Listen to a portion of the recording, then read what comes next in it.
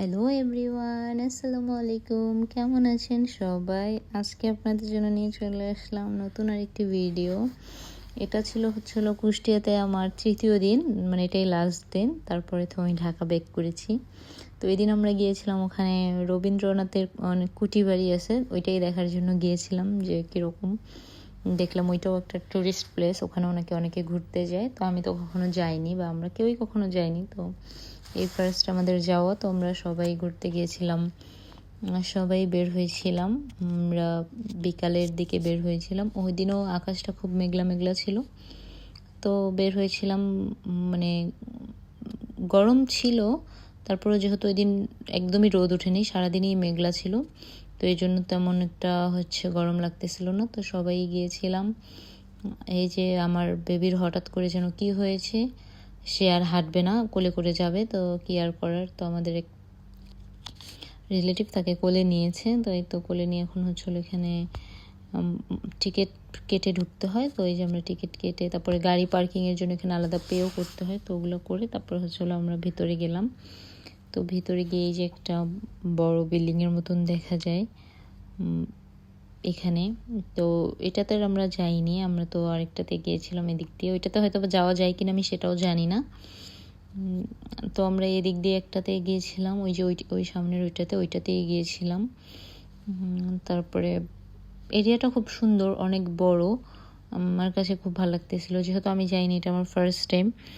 তো ভালোই লাগতেছিল।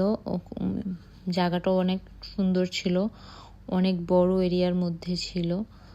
তো দেখতে ভালোই লাগতেছিল। ওখানে মেবি একটা ওনারই কোনো কিছুর, মানে সোনার তৈরি, ওনারই মেবি কোনো কিছুর এটার নাম ওখানে ওইটা দেয়ালে লেখা। আর ওইখানে কি এটা ঠিক বলতে পারবো না।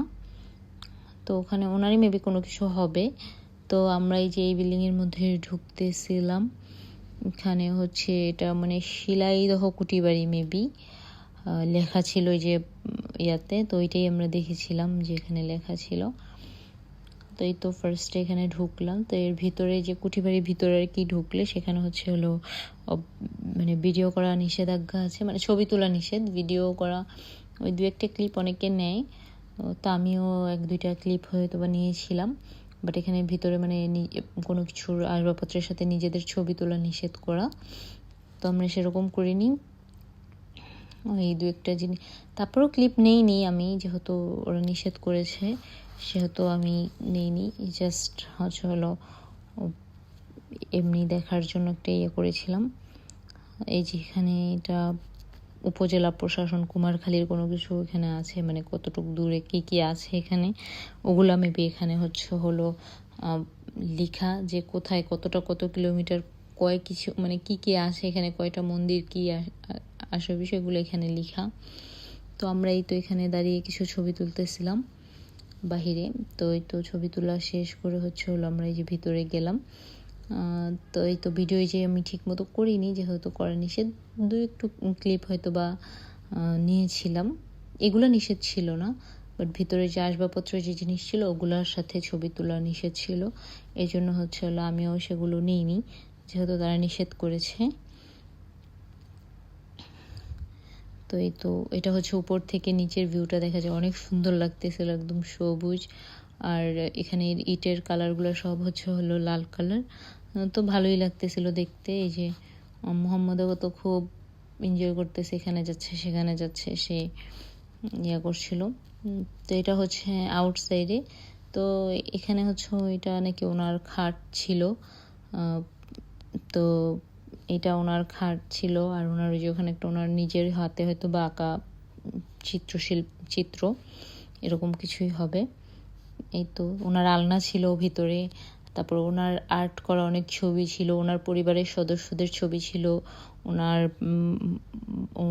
পত্নী, তারপরে কি ভাইজি, ভাইপো, এগুলো ওনার অনেক ধরনের ওনার নিজের হাতে আঁকা ছবি ছিল।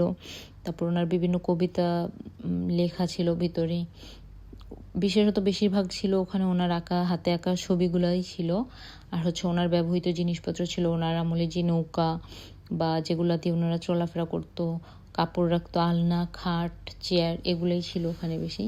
এখানে হাঁসগুলো অনেক ভালো লাগতেছিল। তারপরে দেখে আমরা একটু সামনে যাচ্ছিলাম, সামনে একটা পুকুর ছিল, ওই যে আমার মোহাম্মদ যেতে যেতে দৌড় দিতে গিয়ে পড়ে গেছে, কী আর করার। তারপরে তাকে তুলে, ব্যথা পাইনি বাট তারপরও পড়ে গেছে। তারপরে কী করার, তারপরে বলেছি চলো আমার হাত ধরো, আমার হাত ধরে তারপরে চলো। ও হাত ধরতে চায় না, একা একা হাঁটতে চায়, তো ওই তো ব্যালেন্স রাখতে পারে না, মাঝে মধ্যে এরকম গিয়ে পড়ে যায় তাড়াতাড়ি করে। অনেক সময় ব্যথা পায় না, অনেক সময় তো অনেক জোরে ব্যথা পেয়ে যায়, বলা তো যায় না যেহেতু বাচ্চা মানুষ। তো পরে যে আমি হাত ধরে জোর করে নিয়ে যাচ্ছিলাম, ওদিকে একটা পুকুর পাড় ছিল, ওখানে গিয়ে বসেছিলাম। আর এখানে মেবি হচ্ছে ওদিকে আরেকটা বিল্ডিং, তো ওটা কি আর অত দূর যায়নি, যেহেতু বৃষ্টি পড়ে গিয়েছিলো এই জন্য আমরা আর ওখানে যাইনি, তাড়াতাড়ি করে বেবিদের নিয়ে গাড়িতে উঠে গিয়েছিলাম। তো বৃষ্টি পড়ে যাবে, মানে একদম আমরা বের হয়ে গাড়িতে আসার আগেই দেখেছি ছিটা ছিটা বৃষ্টি, তো এই জন্য আমরা তাড়াতাড়ি করে চলে আসছি। ওই যে দেখেন আমার মোহাম্মদের অবস্থা দেখেন, লাফাতে লাফাতে, সেই যে হাত ধরে তো যেতেই চায় না, ওই যে হাত ছেড়ে দিয়ে তারপরে শুধু দৌড় দেয়। তো সামনে পুকুর ছিল, ও যেহেতু ফার্স্ট টাইম পুকুর দেখতেছে, আমার তো অনেক ভয় লাগে যদি পড়ে টরে যায়, তো আমি এই জন্য অনেক ভয় পাচ্ছিলাম যে মোহাম্মদ এত দুষ্টুমি করো না বাবা, পড়ে গেলে তো শেষ। তারপরে তাকে এখান থেকে উঠে আমরা বলতেছি চলো এখন আমরা বের হয়ে যাব, চলো যাই। এর জন্য সে তো এখন আসবেই না, কি জানি হয়েছে, রাগ করে, এই যে দেখেন সে বসে পড়েছে এখানে রাগ করে, আর আসবেই না সে, খুব রাগ করেছে। তো মাম্মা বললাম ঠিক আছে আর রাগ করো না, তাহলে চলো। না, সে এখন আসবেও না, মানে খুব রাগ করেছে।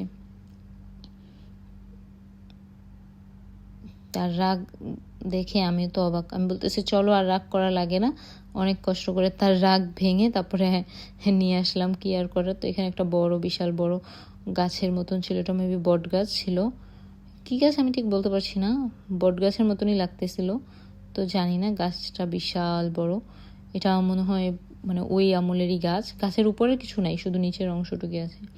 তো বের হয়ে দেখেছি বৃষ্টি পড়েছে, তো বৃষ্টির সময় গাড়িতেই ছিলাম, তারপর হচ্ছে সন্ধ্যার পর একটু নেমেছিলাম, ওদিক থেকে একটু দূরে এসে ঝালমুড়ি খেতেছিলাম। ঝালমুড়িটা অত মজা ছিল না, ছিল এভারেজ।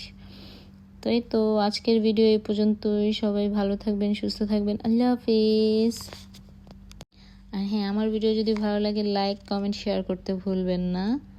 তো আজকে এখানেই শেষ করছি, আল্লাহ হাফিজ।